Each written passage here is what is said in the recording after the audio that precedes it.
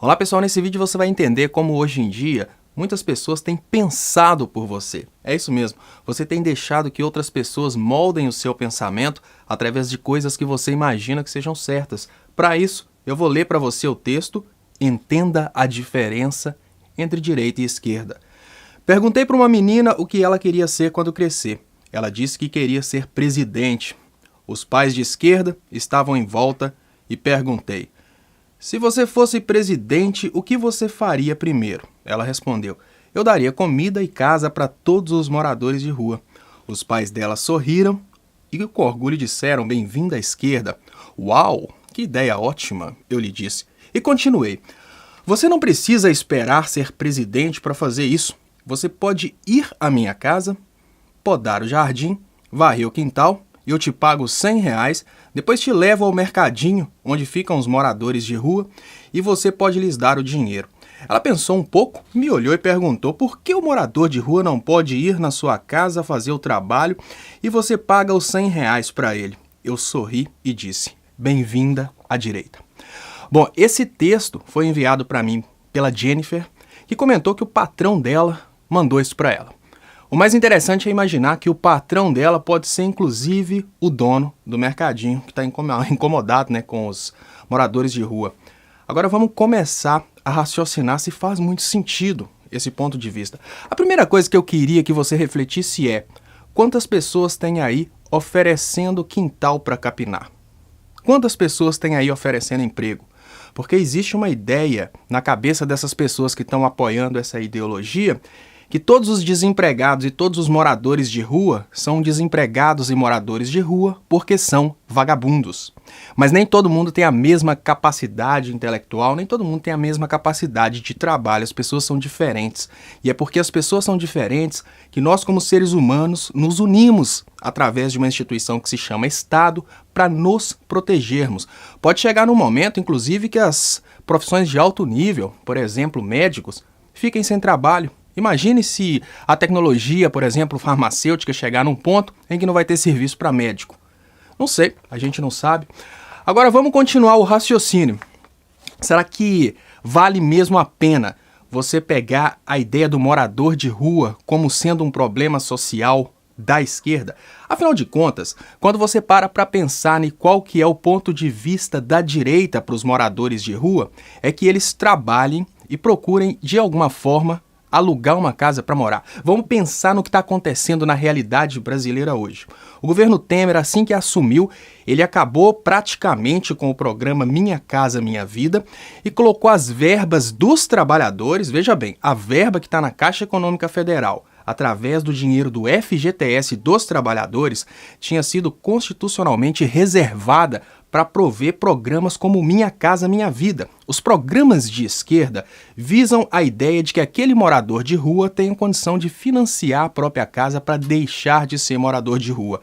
Assim que o Temer assumiu e começou a adotar políticas de direita com o PSDB, vale lembrar isso, que não é o Temer que está governando, é o PSDB, a primeira coisa que eles fizeram foi substituir o programa Minha Casa Minha Vida pelo programa Minha Mansão Minha Vida. Agora, se um especulador quiser utilizar o dinheiro do trabalhador para comprar mansões, ele pode utilizar o dinheiro da Caixa Econômica Federal.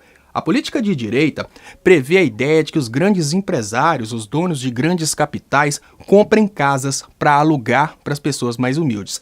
A política de esquerda pensa na ideia de que as pessoas mais humildes, através do financiamento, que é óbvio que elas vão pagar, ninguém vai ganhar casa, através de uma espécie de financiamento público que vem do dinheiro dos próprios trabalhadores, possam comprar a própria casa para deixarem de ser moradores de rua.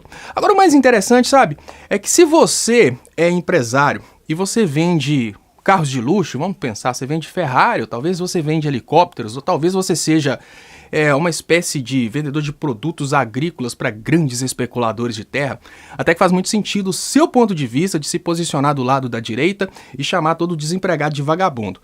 Agora, se você é dono do mercadinho, se você tem uma empresa que vende para o consumidor final, as políticas de esquerda são aquelas que distribuem renda. E muitos mercadinhos no Brasil nasceram nos últimos anos, provavelmente a sua empresa também, exatamente porque o governo de esquerda investiu na ponta da economia. Foi esse investimento na ponta que permitiu para que as pessoas que você considera vagabundas tenham acesso a uma certa quantidade de dinheiro para gastar em empresas, talvez empresas como a sua. Agora vamos pensar um pouquinho sobre o morador de rua. Para concluir, o morador de rua é um potencial cliente seu no momento que ele conseguiu um emprego. Porém, no momento que ele perde o emprego e se transforma num morador de rua, ele vira um vagabundo porque ele não conseguiu ter mérito suficiente para estar trabalhando. Hoje, no Brasil, são 20 milhões de pessoas que estão nessa condição de desemprego e que você considera que são de esquerda porque não estão achando o tal do lote para capinar ou do jardim para podar.